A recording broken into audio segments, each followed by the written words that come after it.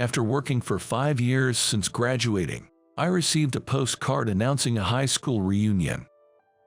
I realized I had never attended any reunions since graduation. I am Jacob.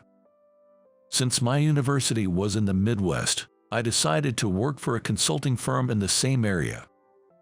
It takes more than 2 hours to fly to my hometown, so I rarely go back to my parents' house. So I never attended any of my junior high or high school reunions. I've just finished work, so this might be a good opportunity. So I decided to attend this time. I work for a consulting firm specializing in hospitality businesses like hotels, inns, bed and breakfasts, and guest houses. My day starts with checking the operational and booking status of the hotels I manage. Analyzing these figures is a critical part of my job. After that, I have a meeting with the owner or manager at the hotel I am in charge of.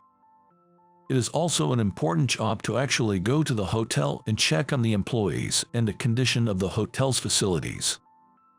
Then, while having a meeting with the person in charge of the hotel, we come up with new plans and strategies together. Once we have detailed improvements and new plans, etc., I return to the company and create a formal proposal. Once the proposal is completed, I have another meeting at the hotel. My job involves visiting accommodation facilities throughout Japan throughout the year, so perhaps the best way to describe it would be to travel from place to place. July and August are the summer holidays, so accommodations are busy. On the other hand, consulting jobs get busier after summer vacation and into winter vacation. I thought I would be able to attend a class reunion in August and also go home. On the day of the reunion, when I entered the venue, half of the class had already gathered. "Hey, long time no see." Approaching with a beaming smile was Bob. "Oh, long time no see. How have you been?" Bob and I were doubles partners in the table tennis club during high school. As we caught up with each other's recent happenings, a few girls gathered around us. "Hi." Just then, my eyes met with one of the women. "Jacob, it's been a while, hasn't it?" The one who spoke first was Amelia. Actually, she was my high school girlfriend. I went to a university in the Midwest, and Amelia attended a local community college. Eventually, our long-distance relationship didn't last long. We parted somewhat spontaneously. "Oh, long time no see. How have you been?" "Yeah. Did you end up working in the Midwest, Jacob?" "Yes." "What about you, Amelia?" "After I graduated from community college, I worked for a little over 3 years at a French restaurant in the next town, but my grandmother's health hasn't been great, so now I'm helping at her restaurant. My parents live in a different state due to work and can't come here often, so I'm looking after Grandma and the restaurant." "I see. That must be tough. How's your grandma doing?" "She's much better recently." As we talked like this, the guys around started saying, "If Amelia's at the restaurant, maybe we should visit. I might go too," and the conversation got more animated. Then, "Wow, you guys want to go to that rundown restaurant? It's so old it could close down any time," a mean voice said. It was Abby. Abby's parents run a big company around here, and she's always been snobby and looked down on others, a type I've never liked. "Abby, that's not a nice way to talk." As I said this, Abby got even more agitated and continued her insults. "Well, it's true. The place is old and run down, and what if cockroaches come out there? No one would want to eat at such a poor-looking restaurant," she said condescendingly. Then Amelia retorted, "That's horrible. Don't say such irresponsible things." The area went silent for a moment. Abby, possibly drunk, said, "I'll get some drinks," and went to the bar area, poured herself a full glass of wine, and walked back towards us, glaring at Amelia. "Huh?" It seemed Abby wasn't done yet. "She doesn't have to come back." I was about to leave, when I tried to push her back by saying, "Amelia, let's move to the other table." Abby stumbled. "Oh no." I instinctively stepped in front of Amelia. Splash! The wine hit me right in the face. Ach! I stood there, drenched in wine, stunned. Amelia hurriedly offered her handkerchief, saying, "Oh no, Jacob, are you okay?" Abby, obviously drunk, laughed. "Look at Jacob covered in wine. Ha ha ha, that's what you get for getting in my way," and then staggered off towards another table. The girls were like, "What?" Abby just left without apologizing. Typical self-centered behavior. Amidst this, Amelia got a towel from the staff for me. I cleaned the wine off my face and hair in the restroom, and when I came out, Amelia rushed over to me. "Thanks for this. I really appreciate you getting the towel." She then apologized, looking guilty. "Jacob, you shielded me from getting splashed. I'm sorry." No, it's not your fault at all." I smiled, trying to reassure her. "You always worry too much, Amelia, just like old times," I said, and she looked surprised for a moment, then smiled at me with the same kindness she always had. As the party was wrapping up and we were heading to the exit, she caught up with me. "Jacob, my grandma's place is nearby. Your shirt got stained, so why don't you stop by?" "Oh, but I don't want to impose," I said, though I was actually curious about her grandma's restaurant. "It's better to get the stain out quickly." "Well, I'll stop by for a bit." So we headed to her restaurant together. Along the way, she apologized again. "I'm really sorry about this." "It's okay, you've apologized enough." I playfully tapped her on the head and laughed, and she laughed along. "Our shop is called Taylor," she said, pointing to a rather old building. "It looks pretty spacious." "Yeah, there are 6 private rooms for parties on the 2nd floor. It's fairly large." The restaurant was much bigger than I had imagined. When I entered the store, there were no customers and it was empty. Her grandmother is preparing food in the back. "Grandma, this is Jacob, a high school classmate." "Good evening, I'm Jacob. Sorry to bother." "Welcome, you were at the reunion together today." Her grandmother had the elegant and calm demeanor of a traditional woman. "Grandma, Jacob's shirt got stained with wine." "Oh dear, we need to treat that quickly. Jacob, can I take your shirt?" I took off my shirt and handed it to her. "Amelia, remember this too. Mix liquid oxygen bleach with baking soda powder and knead well. Once it turns into a paste, apply it to the stain with a toothbrush and tap it gently, making sure not to scrub. Then, pour a solution of citric acid dissolved in water over the stain. Finally, rinse thoroughly with water and dry it with a hairdryer." She explained as she worked, and quickly removed the stain. It was amazing. Like a professional cleaner. As I stood there amazed, Amelia handed me the dry shirt, saying, "Grandma's amazing."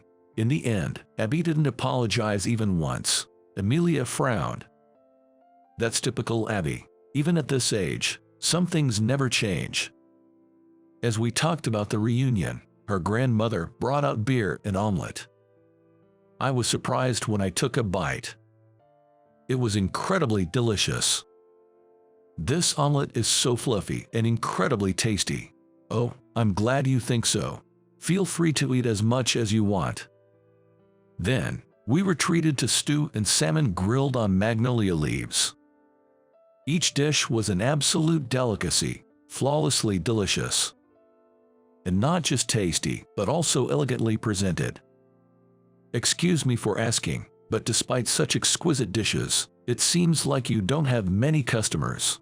Grandma nodded in agreement, and Amelia said, "You're right. Maybe we should advertise more on social media in this day and age."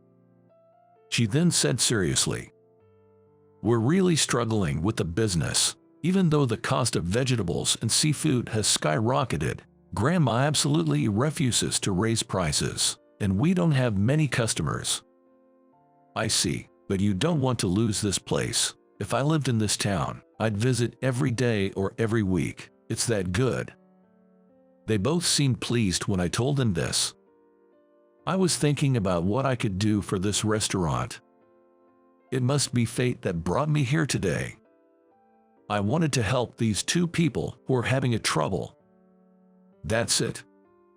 An idea popped into my head. I work in consulting for hotels and inns, like bed and breakfasts and pensions. Maybe I could help with attracting customers to this place. I suggested, and she momentarily looked pleased, but then said, "Oh, but we're not in a position to afford consulting fees." Grandma also looked sad. "Leave that to me. I'll find a sponsor." A sponsor?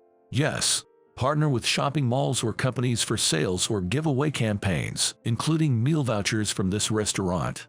Then ask customers who dine here to post on social media or food review sites, and offer them coupons to turn them into repeat customers. What do you think of this idea? I don't fully understand, but it sounds like a great plan. Yes, I think so too. They both brightened up.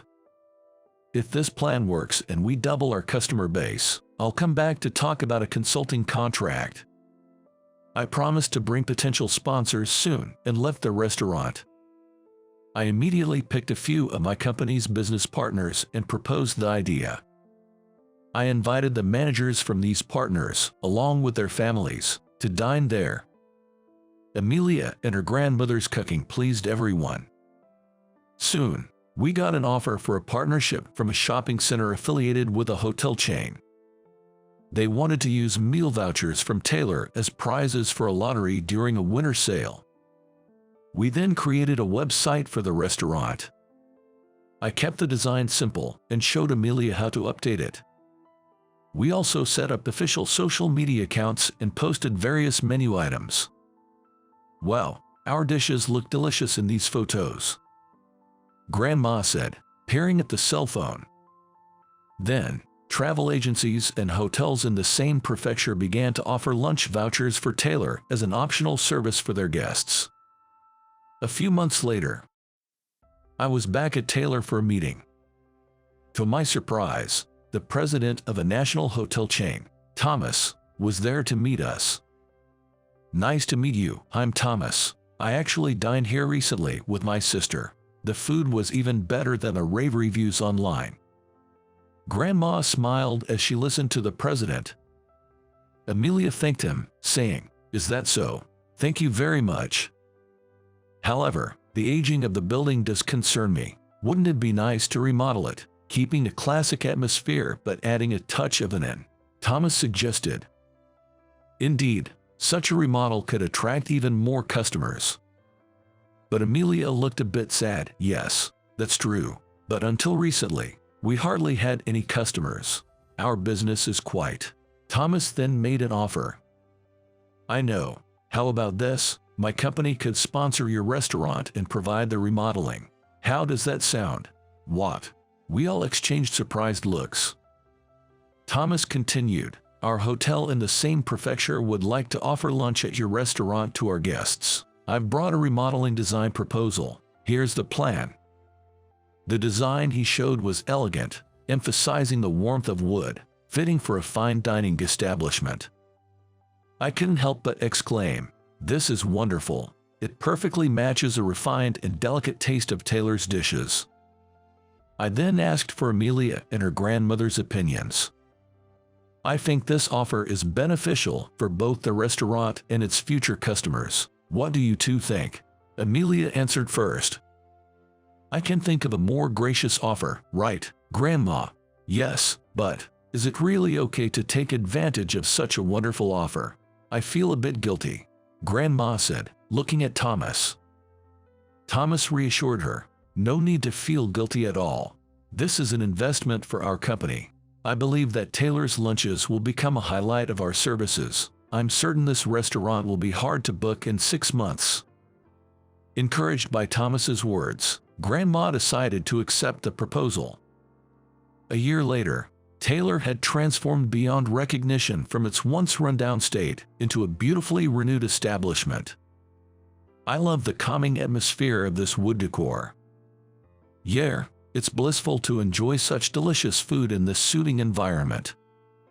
The package deal combining a meal at Taylor with a hotel stay proved to be more popular than anticipated. Many customers returned, and now regulars were increasing, leading the restaurant to adopt a reservation-only system. Naturally, the number of chefs increased, and Grandma's recipes were being passed on to the younger cooks.